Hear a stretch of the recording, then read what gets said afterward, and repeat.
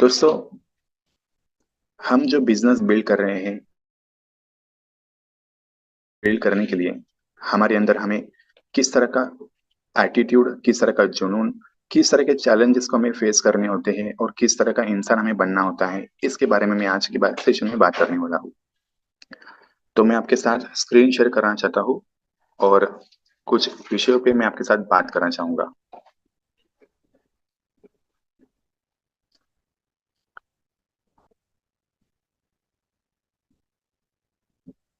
दोस्तों, हमारे बिजनेस को बिल्ड करने के लिए जो सबसे जरूरी कोई चीज है तो वो है 8 बेसिक बिल्डिंग ब्लॉक्स, जिसको मैं कहता हूँ। मतलब ये बेसिक बिल्डिंग जो ब्लॉक्स है, यही हमारे बिजनेस के सक्सेस का एक रास्ता है। यही हमें करना है इस बिजनेस में, इसके अलावा कुछ और करने की जरूरत नहीं। यहाँ पे हम इससे इसी से एक बड़ी कम्युनिटी बिल्ड कर सकते हैं। ये 8 बेसिक बिल्डिंग ब्लॉक्स क्या है और इस पे हमको कैसे काम करना है, इस विषय पे मैं आज आपसे बात करूंगा। तो ये 8 बेसिक बिल्डिंग ब्लॉक, ये 8 मार्ग है जिस पे चल के हम इस बिजनेस में बड़ा काम कर सकते हैं। और ये 8 पॉइंट्स क्या है, ये 8 मुद्दे क्या है, इसको हम लोग गहराई से समझते हैं आज। समय की कमी है, इसके लिए मुझे थोड़ा तेजी से सारे पॉइंट्स को कवर करना होगा, तो आप मेरे साथ इस स्पीड में बने रहिए। सेशन की शुरुआत करने से पहले, ये 8 बेसिक बिल्डिंग ब्लॉक के बारे में जानने से पहले, मैं आपसे एक उम्मीद करता हूँ कि आप इस सेशन में पूरे मन, मस्तिष्क, शरीर से उपस्थित रहिए। हो सके तो ईयरफोन लगा के आप इस सेशन को अटेंड कीजिए, क्योंकि जो ये मैं बातें आपको बताने वाला हूँ, ये फाउंडेशन क्रिएट करेगा आपका। आप अपने जीवन में चाहे जो भी बनना चाहते हो, या कोई और इंसान है जो प्रोफेशन में काम करते हैं, चाहे डॉक्टर हो, वकील हो, पुलिस हो, हर एक प्रोफेशन को आप वहां पे काम करने के लिए आपको उस प्रोफेशन का फाउंडेशन क्लियर करना जरूरी होता है। चाहे वो एग्जाम हो, चाहे वो फिजिकल प्रिपरेशन हो। तो वो फाउंडेशन जब आपका बनता है, तब आप एलिजिबल होते हैं उस पोजीशन पे काम करने के लिए। डॉक्टर बनना है तो आपको मेडिसिन की स्टडी करना होता है। पुलिस बनना है तो आपको physical training, general studies, exam का प्रिपरेशन करना होता है। लॉयर बनना है तो आपको लॉ की स्टडी करनी होती है, कायदे की स्टडी करनी होती है। वैसे ही हमारे बिजनेस में कुछ ऐसे बातें हैं, कुछ ऐसे पॉइंट्स हैं जिसके ऊपर हम लोग जब काम करते हैं, तब हम बोल सकते हैं कि now I am ready to do this business, to build this business big. तब हम लोग बोल सकते हैं कि हाँ भाई, मैं अभी बिजनेस करने के लिए उस पोजीशन में आ गया कि मैं भी इसको बिल्ड कर सकता हूँ, एक बड़ा मुकाम पे, बड़े मुकाम पर लेके जा सकता हूँ। तो सबसे पहला पॉइंट जो यहाँ पे आता है, वो है फर्स्ट, जिसके बारे में लोग अक्सर बात करना नहीं चाहते हैं, वो है ड्रीम। इस पॉइंट को लोग बहुत हल्के में लेते हैं या फिर इसके बारे में बात करना नहीं चाहते हैं अक्सर, क्योंकि ये कई बार बहुत पर्सनल चीजें होती हैं। मैं अपनी ड्रीम तुमको क्यों बताऊँ? हाँ भाई, मेरा है, लेकिन मैं किसी के साथ शेयर नहीं करता हूँ। या आमतौर पर ये होता है कि किसी को पता ही नहीं कि ऐसी कोई चीज होती है दुनिया में, कि एक कोई चीज होती है जिसको हमको हासिल करना है, जिसको पाना है। पर आज मैं इस विषय में थोड़ा गहराई में बात करना चाहूंगा कि ये होता क्या है। Dream is something, it is a compelling reason. एक ऐसी वजह होती है कि जो आपको, आप हर वक्त इसके बारे में सोचते हो, हर पल इसके बारे में सोचते हो। ये आपका जीवन का मकसद बन जाता है कि मुझे ये चाहिए तो चाहिए। तो इसके अचीव करने के लिए आपके पास क्या है, क्या नहीं है, क्या सामग्री है, ये कोई मायने रखता नहीं है। इसका एक स्टेटमेंट है, when dream is big enough, facts don't count.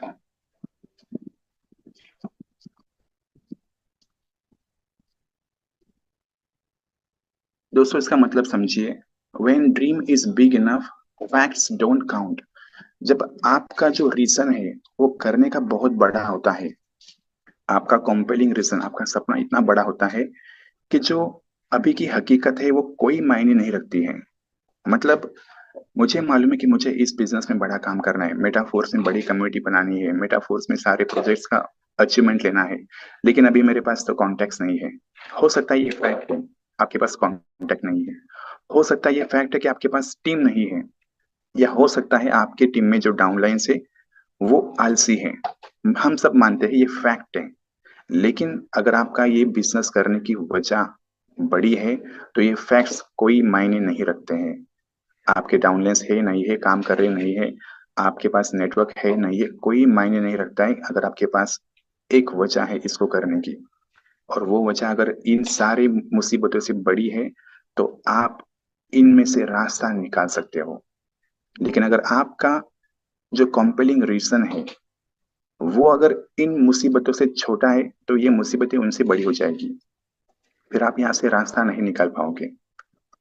इस विषय में मैं आपको कुछ दुनिया की पर्सनालिटीज के बारे में बात करना चाहूंगा। तो ये एक बहुत बड़ा फर्स्ट पॉइंट, एक बहुत बड़ा इंपॉर्टेंट रोल प्ले करता है हमारे इस बिजनेस के एक्टिविटीज में, कि हमारा वो कॉम्पेलिंग रीजन, हमारा वो ड्रीम, हमारा ये विजन अगर क्लियर है तो ये सारी मुसीबतों का हम लोग सामना करते हुए हम आगे बढ़ते हैं। एक ऐसी पर्सनालिटी है जिसको सारी दुनिया जानती है, इनका नाम है क्रिस्टियानो रोनाल्डो। इसके बारे में मैं आपको बताना चाहूंगा दोस्तों कि ये एक बहुत गरीब परिवार से है। इनके पिताजी एक माली थे और माताजी घरों घरों तक लोगों के घर में बर्तन धोने का, खाना बनाने का काम करती थी।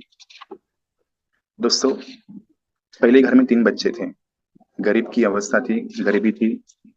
और एक चौथा लड़का जब पेट में था माँ के, माँ को ये महसूस हुआ कि हम इसकी परवरिश नहीं कर सकते हैं, तो वो डॉक्टर के पास गई। बोले, डॉक्टर साहब हम लोग बहुत गरीब हैं, इस बच्चे को हम लोग अच्छी जिंदगी नहीं दे सकते क्योंकि हमारे पहले से 3 बच्चे हैं।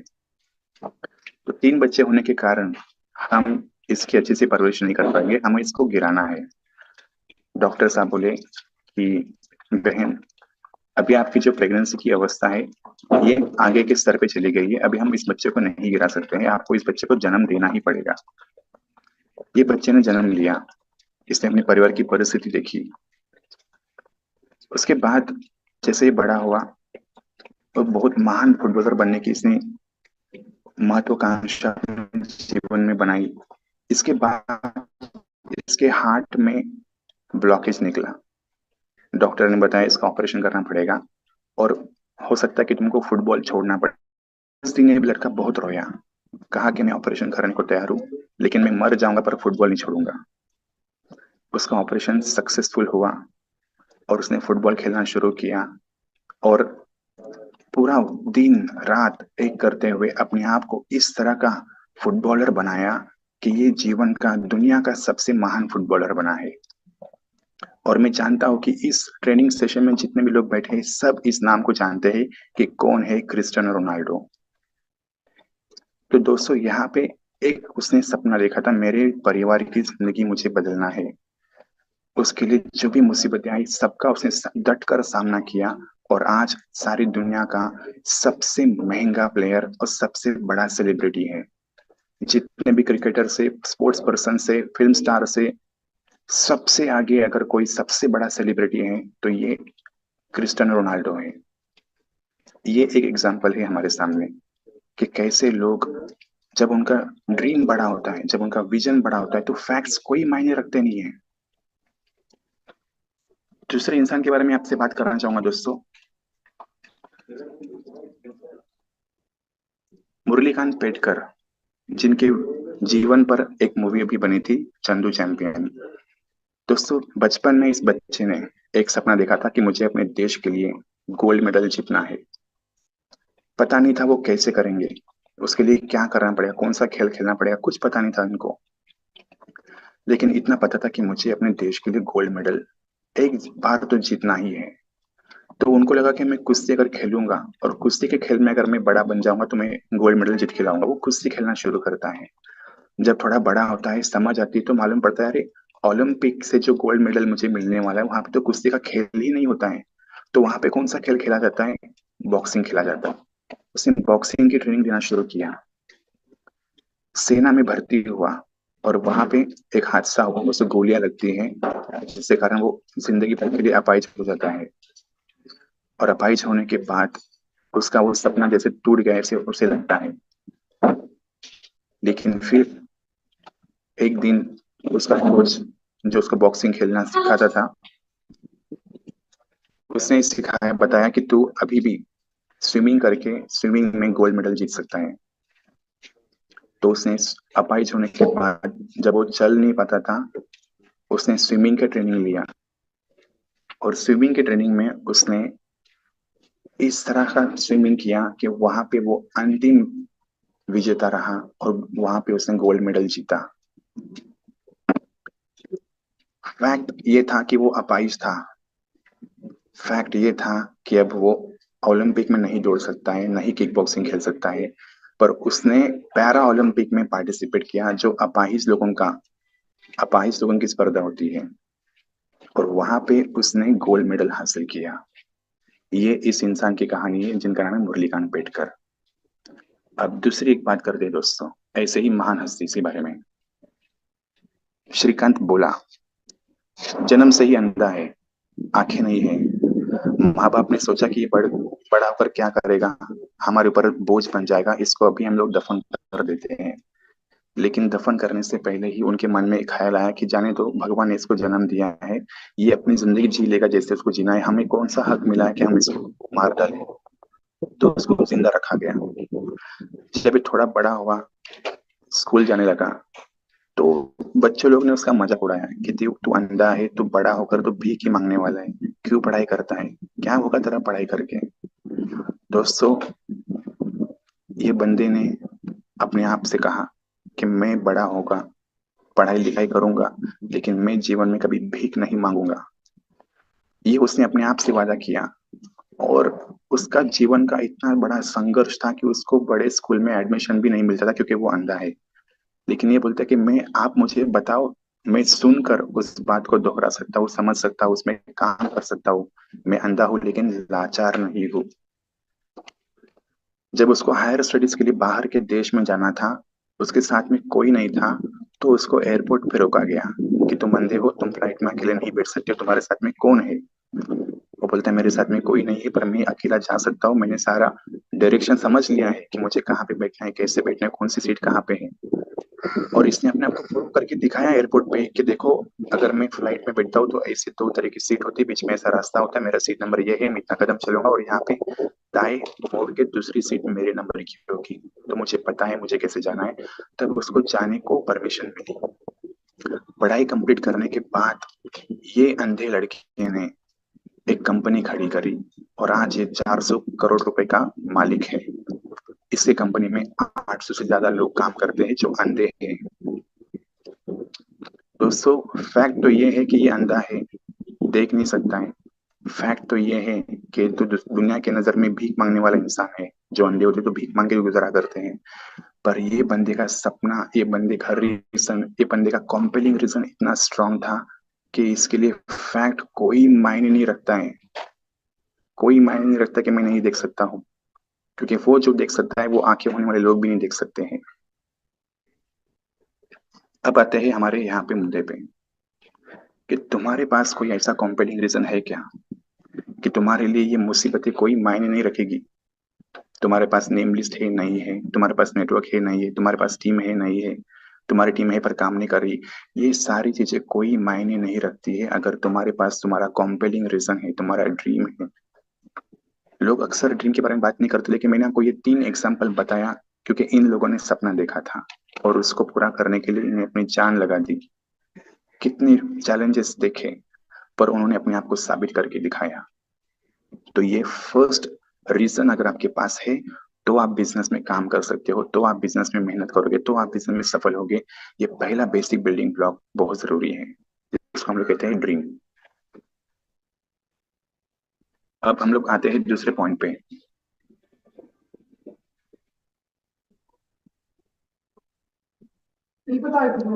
दूसरा मुद्दा ये है दोस्तों कि यहाँ पे हमें इस प्रोजेक्ट पे काम करने के लिए अगर दूसरा कोई चीज चाहिए होता है, तो वो होता है हमारा कमिटमेंट। मैं उस फाइल पे आना चाहता हूँ जो मेरे यहाँ से मिस हो गई है। जी।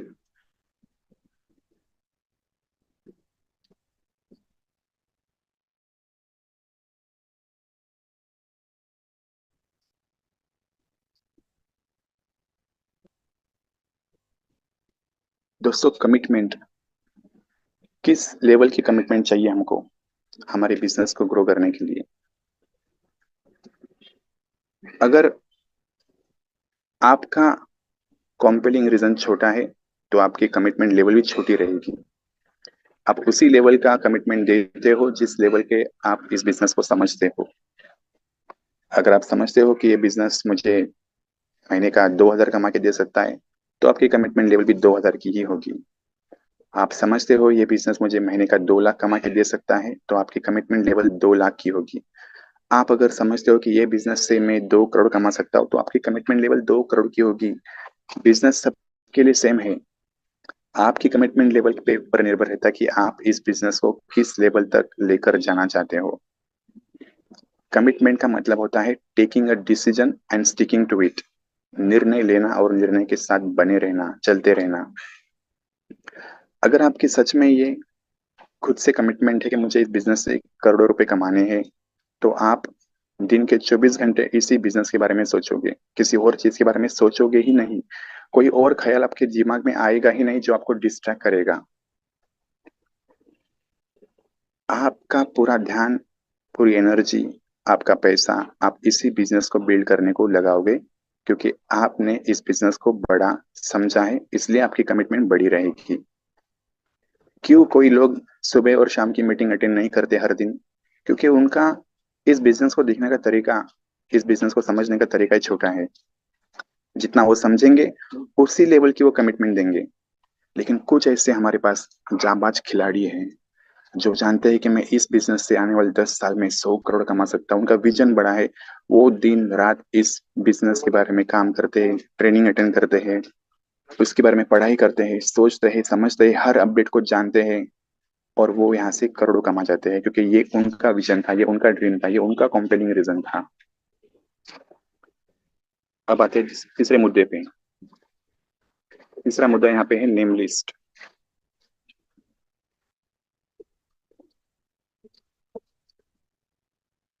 इस बिजनेस में अगर हमें काम करने के लिए कोई चीज चाहिए, जो हमारा रॉ मटेरियल है वो है हमारी नेम लिस्ट।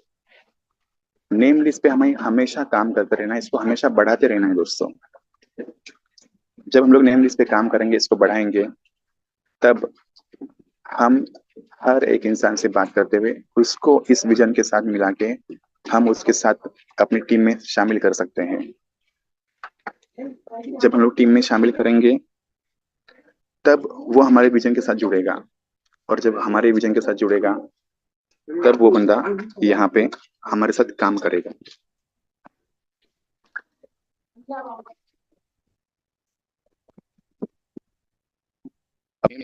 बढ़ाने के लिए आपको हर दिन नए लोगों से मिलना है, उनसे बात करनी है, उनके साथ बात करने का तरीका सीखना है, ट्रस्ट बिल्ड करना है, रिलेशन बिल्ड करना है। और फिर वो बंदा आपके विजन के साथ मिलता है और आपके साथ काम करता है। आगे अगला जो पॉइंट है दोस्तों,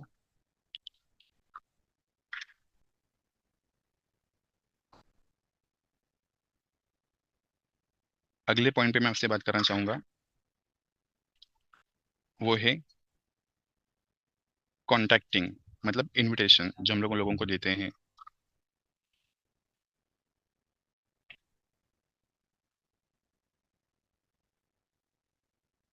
यहाँ पे हम लोगों से जब बात करते हैं, हमें कॉलिंग करना है, लोगों से बात करना है, लोगों के साथ कम्युनिकेशन बनाना है, उनको इनवाइट करना है बिजनेस प्लान देखने के लिए, प्लान प्रेजेंटेशन शो करने के लिए। ये हमारी मेन एक्टिविटी है इस बिजनेस में, जहाँ से हमारा बिजनेस आगे बढ़ेगा। अगर आप लोगों से बात नहीं करोगे, कांटेक्ट नहीं करोगे, उनको बिजनेस प्लान देखने के लिए इनवाइट नहीं करोगे, तो यहाँ पे आप बड़ा काम नहीं कर पाओगे, क्योंकि ये बेसिक एसओपी है, स्टैंडर्ड ऑपरेटिंग प्रोसेस। चाय बनाने के लिए हमें शक्कर चाहिए, गैस चाहिए, दूध चाहिए, पानी चाहिए, चाय पत्ती चाहिए। आप चाहो उसमें अदरक डाल सकते हो उसको अच्छा बनाने के लिए, तब जाके चाय बनती है। तो वो एसओपी है चाय बनाने की।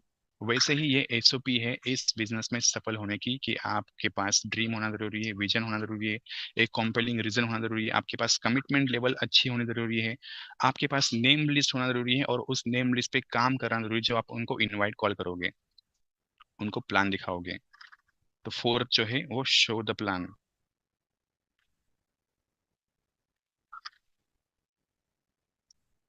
प्लान आप जब दिखाते हो दोस्तों, एक तो आप इसमें दो तरीके से काम कर सकते हैं, ऑफलाइन या ऑनलाइन। आप जिस तरीके का काम से कंफर्टेबल हो आप उस तरह से कर सकते हो।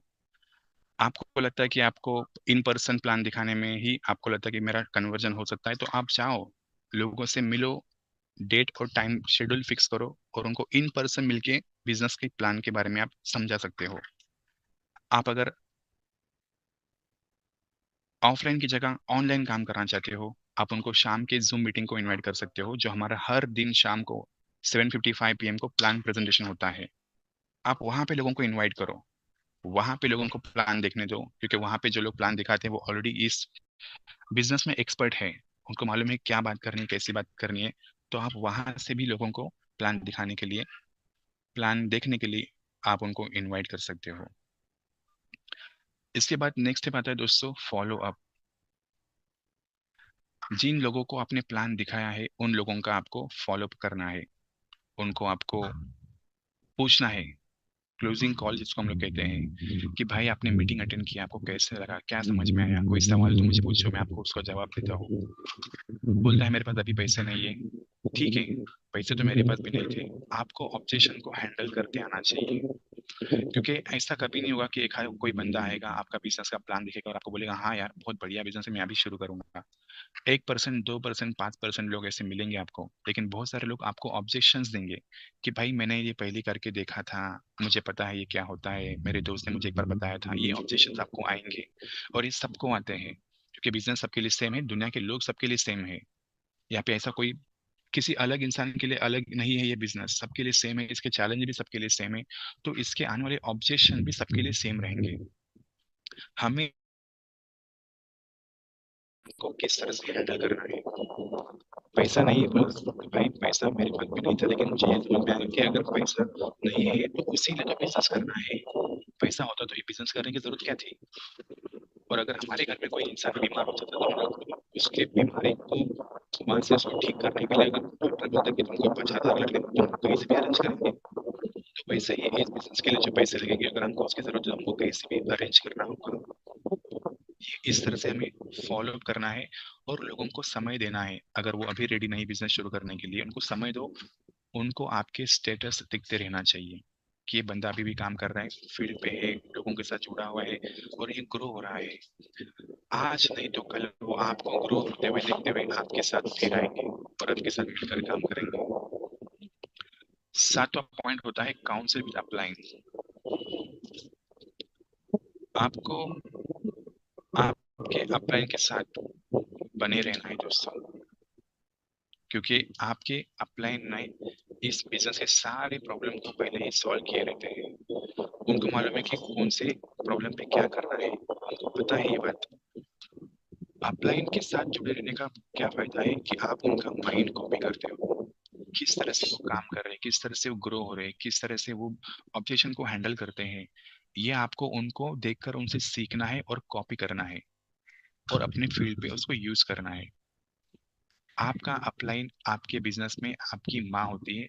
जैसे बच्चा जन्म लेता है तो उसको ये दुनिया कैसी है, इसमें कैसे रहना है, ये माँ सिखाती है सबसे पहले। तो आप अपने डाउनलाइन की माँ, आप अपलाइन तो आपको अपने डाउनलाइन ऑफिसर से गाइड करना है कि इस बिजनेस में आपको कैसे काम करना है,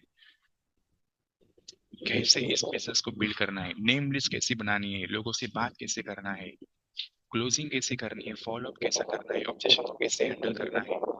ये हमें अपने अपलाइन से, अपने सीनियर से, ट्रेनिंग से सीखना है हमें। और आखिरी जो मुद्दा है, आठवां, वो है डुप्लीकेशन। दोस्तों ऐसा कोई काम मत करो कि जो डुप्लीकेट नहीं हो सकता है। तो दोस्तों डुप्लीकेशन की बात जब मैं कर रहा था आपके साथ, इस प्रोजेक्ट को इतना सिंपल रखो कि हर कोई इंसान जो क्वालिफाइड हो या ना भी हो, वो इसको डुप्लीकेट कर सकता है, आपसे सीखकर उसको दोहरा सकता है। क्योंकि तभी हम लोग यहाँ पे इसको मल्टीप्लाई कर सकते हैं, एक्सपोनेंशियल ग्रोथ कर सकते हैं इसका। एक्सपोनेंशियल ग्रोथ करने के लिए आपको सिस्टम को सिंपल रखना जरूरी है। यही बातें जो हमको फॉलो करनी है, एक हमारे पास कॉम्पेलिंग रीजन होना जरूरी है, उस लेवल की कमिटमेंट जरूरी है, नेम लिस्ट बढ़ाते रहना जरूरी है। और दोस्तों, हमें नेम लिस्ट के बारे में कई सारे हमारे लीडर ने बताया है कि हमारे पास 1200 लोगों की आप लिस्ट बनाओ, 1200 लोगों से बात करो, एक एक करके बात करो, और उस हर एक बंदे का रिकॉर्ड मेंटेन रखो कि मेरी विजय से बात हुई, सुरेश से बात हुई, अजय से बात हुई, सुनील से बात हुई, क्या बात हुई, उसने क्या कहा, वो अभी नहीं तैयार है तो क्यों नहीं तैयार है, तैयार होने वाला है, उसके साथ मेरी लास्ट टाइम कब बात हुई थी। इस तरह से ट्रैक रिकॉर्ड आपको रखना है आपके सारे लोगों की। और एक बात का ख्याल रखना है कि चाहे वो बंदा बिजनेस में ना आया हो फिलहाल, 1 महीने में उसको कॉल करो, उसकी हालचाल पूछो, उसके रिश्ता कनेक्ट बना के रखो, और वो बंदा आपके ग्रोथ के देखते हुए, आपको ग्रो होते हुए देखते हुए आपके पास आएगा।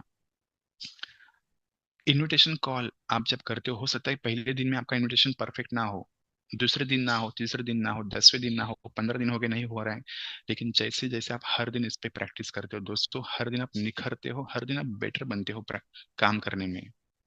तो आपको डेली काम करते रहना है, क्योंकि practice makes a man perfect.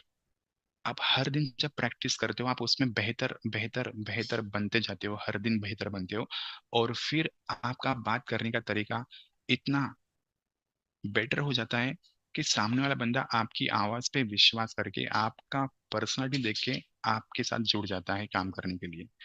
और मैं आपको एक बात ये कहना चाहता हूँ कि जब आप इस प्रोसेस को फॉलो करते हो, 6 महीने हो गए, 1 साल हो गया, 2 साल हो गया, मैं आपको दावे के साथ कहता हूँ कि आप वो सेम पर्सन नहीं रहोगे जिसने ये बिजनेस कुछ दिनों पहले, कुछ महीनों पहले, कुछ सालों पहले शुरू किया था। आप एक बेहतर इंसान बन जाते हो जब आप इस प्रोसेस को फॉलो करते हो। आपके पास वो मिलियनर मेंटालिटी आ जाती है, आप लोगों का ह्यूमन साइकोलॉजी समझने लग जाते हो, आप लोगों को समझना शुरू कर देते हो, आप प्रॉब्लम सॉल्वर बनते हो, और वो एटीट्यूड, वो नॉलेज, फिर वो आपको वो इंसान बनाता है जो बिजनेस को खड़ा कर सकता है। So we build people and people build business. ये बिजनेस है कि हम लोगों को उनके पैरों पे खड़ा करते हैं, as a business woman, as a businessman, as an entrepreneur. वो सोच, वो तरीका, वो हैबिट आपको बेहतर इंसान बनाने के लिए ये बिजनेस आपको देता है। और जब आप बेहतर इंसान बनते हो, तब आप बिजनेस खड़ा करने काबिल बनते हो। तो ये 8 बेसिक बिल्डिंग ब्लॉक है, जिसके बारे में मैं चाहता हूँ कि आप इसके नोट्स बना के रखो, इसको फॉलो करना है आपको। और इसके बाद मैं बात करूंगा कुछ ऐसी किताबें हैं जो हमको फॉलो करनी है, जिन किताबों को हम लोग पढ़कर इस बिजनेस के बारे में और अपना नॉलेज और अपना फाउंडेशन को स्ट्रांग कर सकते हैं दोस्तों।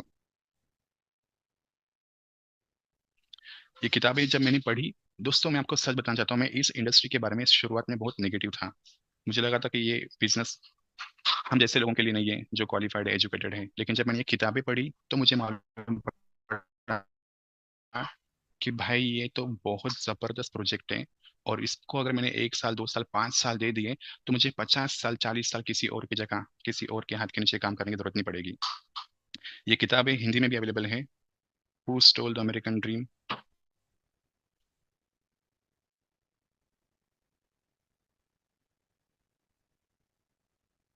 Talk the talk,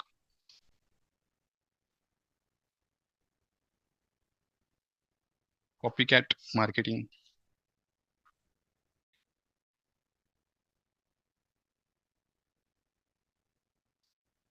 101,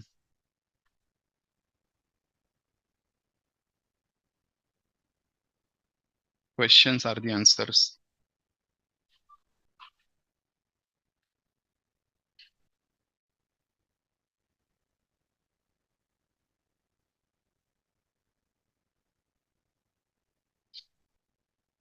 the parable of the pipeline.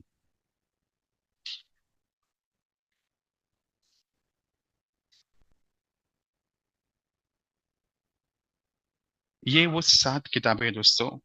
इन किताबों ने मेरा इस इंडस्ट्री की तरफ देखने का नजरिया बदल दिया। मैं आपको बताना चाहूंगा कि कौन से किताब से मैं क्या सीखा, ताकि आप, अगर मिल जाए आपको एक्सेस इन किताबों का, तो ये आपका फाउंडेशन स्ट्रांग बनाएंगे दोस्तों।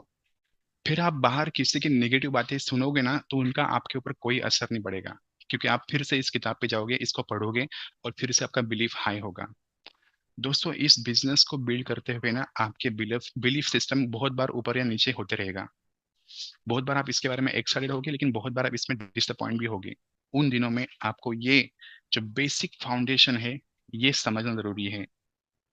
इन किताबों में क्या दिया है, बिजनेस स्कूल ये एक ऐसा किताब है जिसमें हमको बताया गया है कि हमें जॉब करने के लिए बनाया जाता है। उस तरह का कंडीशनिंग किया जाता है स्कूल में कॉलेज में कि यहाँ से निकल के हमको जॉब ही करना है और वही मीडियोकर लाइफ जीना है। तो वहां से हमें एक बिजनेस वाला माइंडसेट कैसे बनाना है ये हमें बिजनेस स्कूल से सीखने मिलेगा। नेटवर्क की पावर क्या होती है, नेटवर्क की पावर को समझ के कितने सारे लोगों ने बिलियंस और मिलियंस डॉलर बनाए हैं, ये आपको इन किताबों से समझ में आएगा। बिजनेस ऑफ 21st सेंचुरी ये किताब में आपको मालूम पड़ेगा कि 21वीं सदी का अगर सबसे बेस्ट अगर कोई प्रोफेशन है तो वो ये प्रोफेशन है। ये बिजनेस ऑफ 21st सेंचुरी किताब में आपको समझ में आएगा। Who stole the American dream इस किताब में आपको समझ में आएगा कि गवर्नमेंट ने किस तरह की प्रोसेस बना के रखी है। देखो मैं सिर्फ इंडियन गवर्नमेंट की बात नहीं कर रहा हूँ, ऑल ओवर वर्ल्ड की जो इस किताब में बताया गया है मैं वो बोल रहा हूँ। आप इस किताब को पढ़ोगे तो आपको सच्चाई क्या है जो आपको पता नहीं है वो समझ में आएगी, जो आम इंसान जिसके बारे में कभी सोचता ही नहीं है। बहुत सारी बातें हैं जो आपको यहाँ से रिवील होगी और आपका जो एटीट्यूड है बिजनेस के लिए वो यहाँ से डेवलप होगा।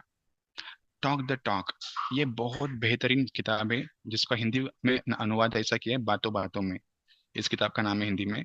और यहाँ से आपको लोगों से कैसे बात करना है, अनजान लोगों के साथ रिलेशन और ट्रस्ट कैसे बिल्ड करना है, उनके साथ रिलेशनशिप कैसे बिल्ड करना है, उनको अपने बिजनेस में लाने के लिए किस तरह की बातें करना है, ये टॉक टू टॉक किताब में आपको बताया गया है। और ये किताब बहुत रिसर्च करने के बाद लिखी गई है, ह्यूमन साइकोलॉजी को स्टडी करने के बाद लिखी गई है। कॉपी कैट मार्केटिंग 101 ये किताब आपको समझाएगी कि दुनिया में हम हर चीज कॉपी करते हैं। माँ बाप से सीखते हैं, दोस्त परिवार से सीखते हैं, रिश्तेदारों से सीखते हैं, कपड़े कैसे पहनना है, बाल कैसे बनाना है, चेहरे पे पाउडर कैसे लगानी, ये हर चीज हम लोग दूसरों से कॉपी करते हैं। चलना कैसे है, साइकिल कैसे चलानी है, बाइक कैसे चलानी है, हर चीज हम दूसरों को देख के कॉपी करते हैं। तो हम अमीर बनना क्यों नहीं कॉपी कर सकते हैं लोगों को देखकर। ये इस किताब में दिया है कॉपी कैट मार्केटिंग 101 कि सारी दुनिया कॉपी सिस्टम पे चलती है। तो सिस्टम बिल्ड करने के लिए हमें किन चीजों को कॉपी करना है ये इस किताब में दिया गया है। क्वेश्चंस आर दी आंसर्स इस किताब में आपको लॉ ऑफ एवरेज सीखने मिलेगा। जो हमारे लीडर बात करते हैं कि अगर आप 1200 लोगों से बात करोगे उसमें से 100 लोग ऐसे निकल के आएंगे जो आपके लीडर बनेंगे। ये कैसे होगा, ये लॉ ऑफ एवरेज काम करता है। और क्वेश्चंस पूछो, लोगों को एक्सप्लेनेशन मत दो, क्योंकि लोगों को एक्सप्लेनेशन नहीं पसंद है, लोगों को क्वेश्चन किया तो उस पर आंसर देना पसंद है। जब आप लोगों को ये पूछते हो कि ठीक है आप ये बिजनेस करना चाहते हो, क्यों करना चाहते हो, आपके पास क्या वजह है बिजनेस करने की, तब आपको उनको बताने की जरूरत नहीं है कि ये बिजनेस करेगा तो तू अमीर बनेगा। वो खुद बोलेगा कि मुझे ये बिजनेस करना है क्योंकि मेरे ऊपर लायबिलिटी है, कि मुझे क्वालिटी लाइफ जीना है, मुझे अपने परिवार के लिए कुछ करना है। उसको जब आप बोलने देते हो तो वो उसका रीजन बनता है बिजनेस करने का। ये इस किताब में आप सीखोगे। Questions are the answers. और जो लास्ट किताब है the parable of the pipeline, इस किताब में एक कहानी दी है एक बकेट कैरियर और एक पाइपलाइन बिल्डर का। जो लोग जो लोग पाइपलाइन बिल्ड करते हैं वो बिजनेस बिल्ड करते हैं। मतलब पानी की जरूरत तो हमें जिंदगी भर लगने वाली, पानी पीना तो हमको जरूरी ही है। तो क्यों हम लोग को हर दिन कुएं पे जाना है पानी पीने के लिए और वहां से एक एक बकेट पानी निकालना है। अगर हमें पता है कि हमें हर दिन पानी की जरूरत पड़ने वाली है तो हम एक ही बार पाइपलाइन बनाने का ही काम कर लेते हैं ना। भले इसमें 3 महीने लगेंगे, 6 महीने लगेंगे, 1 साल लगेगा, 5 साल लगेगा, लेकिन एक बार उस कुएं से मेरे घर तक पाइपलाइन बन जाएंगी तो मुझे बस घर में नल शुरू करना है और पानी मेरे घर तक आएगा। वैसे ही दोस्तों पैसे की जरूरत तो हमें हर दिन होने वाली है। बच्चों के पढ़ाई के लिए, एजुकेशन के लिए, हेल्थ के लिए, वैकेशन के लिए, हर चीज के लिए पैसा लगने वाला है हमें। तो हमें क्यों हर दिन जॉब पर जाके वो बकेट भर के हर महीने बकेट घर पे लेके आना है। और क्या अगर कभी कुछ हुआ और जॉब पे किसी कारण नहीं जा पाए तो वो बकेट आपके घर पे नहीं आएगी और पैसे की कमी हो जाएगी, तो क्या करोगे आप। उसीलिए आपको आज आपके जॉब के साथ आपको पाइपलाइन बिल्ड करना है। जॉब के साथ आपको बकेट कैरी करते करते आपको पाइपलाइन बिल्ड करना है, ताकि आप 1 साल, 2 साल, 5 साल, 10 साल के बाद आपकी एक ऐसी पाइपलाइन बिल्ड हो जाएगी कि आपको हर महीने बकेट कैरी करने की जरूरत नहीं पड़ेगी। ये 7 किताबें आपने एक बार पढ़ ली, आपका फाउंडेशन जो स्ट्रांग बनेगा दोस्तों, आपको मैं 100% गारंटी देता हूँ